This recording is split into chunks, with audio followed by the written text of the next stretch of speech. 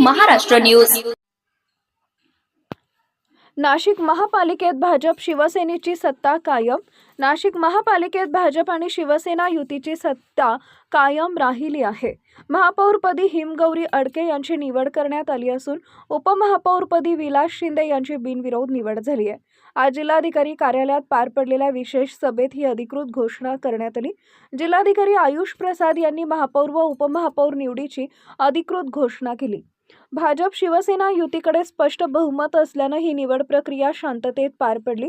महापौर पदाची सूत्र हाती घेतल्यानंतर हिमगौरी अडके यांनी शहराच्या विकासासाठी प्राधान्याने काम करण्याचा निर्धार व्यक्त केला, तर उपमहापौर विलास शिंदे यांनीही नागरिकांच्या प्रश्नांना न्याय देत महापालिकेच्या माध्यमातून विकासाचा वेग वाढवण्याचं आश्वासन दिलं आहे।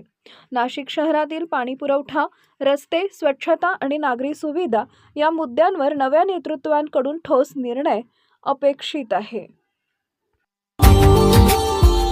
Subscribe now and press the bell icon.